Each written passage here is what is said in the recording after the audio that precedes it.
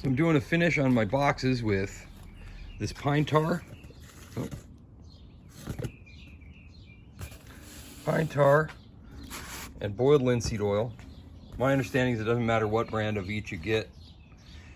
You just mix them 1-to-1. Now, this stuff is about the consistency of like bearing grease or peanut butter when you get it. It's very thick. So what I did is put a pot on the stove and then boiled the water, turned it down, let it simmer, and put this in it. Pop the top open so it wouldn't like explode or anything. Put it in the simmering water for about half an hour. And it got down to the consistency where you could actually mix it. And then I got these little, they call them brown sugar tubs, but they're whatever kind of flour tubs. I got them at Big Lots. They just happen to have these, and they have a seal on them around the lid here.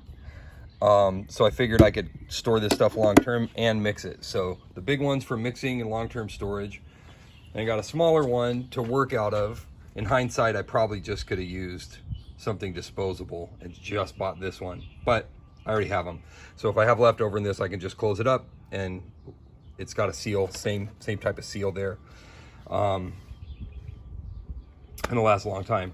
So what I did was took the entire can of this, that's a quart, and dumped it in here, and then I just refilled this can with the boiled linseed oil and dumped it in there. Mixed them up, and that's while this is warm. Mix it up with this paint stir, and you end up with what's kind of like a thick stain. Has a really nice sheen to it. Some of the pine tar wants to settle in the bottom, so you got to stir it occasionally or it will settle on you. They do blend relatively well with each other. I don't see a lot of separation on the boxes, and I'm using a pretty heavy-handed method of application that may or may not work well with this stuff, and we'll see. I live in Southern California.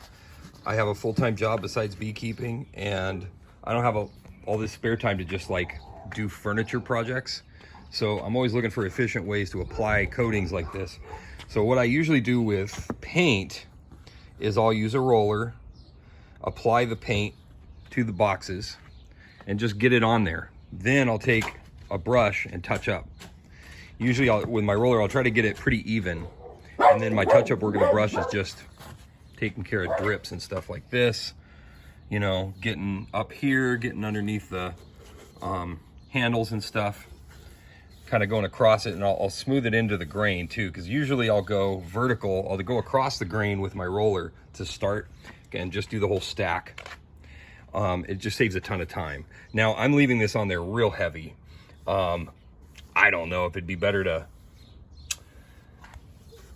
you know, wipe it off first or what, but with an oil finish like this, a lot of times what you would do is put it on, let it sit a while, then come back and wipe it down, then let it set up overnight, and then do it again. I'm probably honestly just gonna let it sit here like this until they aren't sticky anymore, and then just call it done.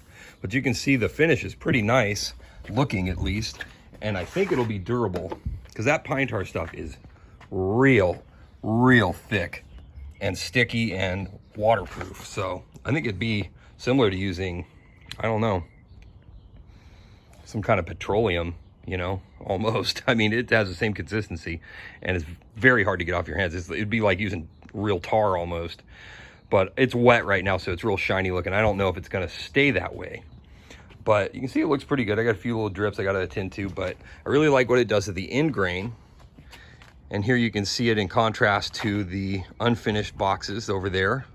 And that's just one coat. So I'll follow up when I'm done, and in a day or two here, once they're set up, and give you some updates. One thing I think I could have done a lot better, I don't know if it's showing up here, but you can see these specs.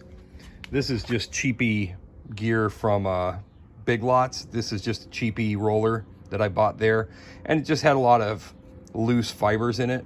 I should have probably taken that thing and got as many of the fibers off of it as I could before I started, but you can see, especially here where I started, bunch of little fibers in there.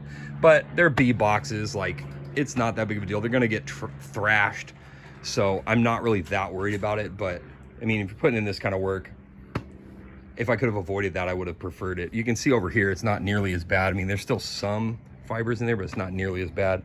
So as I keep going, I'm sure from experience, I'm assuming it'll kind of calm down and those fibers will stop shedding.